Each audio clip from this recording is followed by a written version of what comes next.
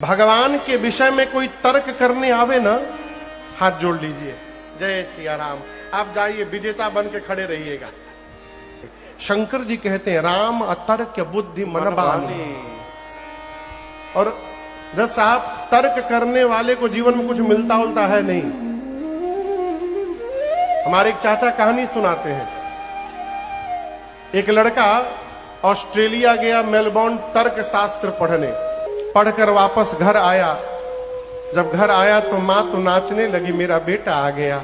उसने जाकर पिताजी को प्रणाम किया, बैठा। माँ दौड़ कर गई और एक प्लेट में 2 पीस लड्डू ला करके पानी पीने के लिए दी बेटे को। बेटा बोला, माँ मैं 5 साल तुमसे दूर रहा हूं, तर्क शास्त्र पढ़ने गया था, तुम देखो मैंने क्या पढ़ा है। माँ बोली दिखाओ। बेटा पूछा माँ से, माँ ये कितने लड्डू हैं? माँ बोली कितने लड्डू? 2 लड्डू। बोले यही तो बात है, मैं तर्क से सिद्ध करूंगा ये 3 लड्डू है। अब माँ बोली कौन सा पढ़ाई तू पढ़ लिया? बोला देखिए मैं सिद्ध करता हूं, ये 1 लड्डू और ये। माँ बोली 2। बोली 2 1 कितना हुआ? माँ बोली 3 हुआ ना 3 लड्डू। 1 और 2, 1 2 कितना होता है? 3 लड्डू हुआ कि नहीं? माँ बोली बाबू 1 2 3 होता है, लेकिन लड्डू तो 2 ही है। अब लड़का मानने को तैयार नहीं कि 3 लड्डू नहीं। माँ बोले 2 लड्डू।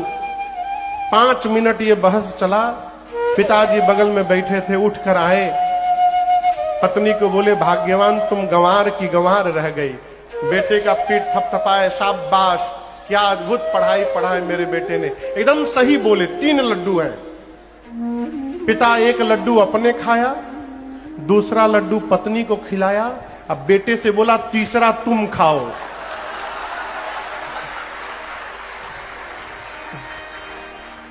ये कथा कह रही है कि तर्क करने वाले को जीवन में हमेशा तीसरा लड्डू मिलता है।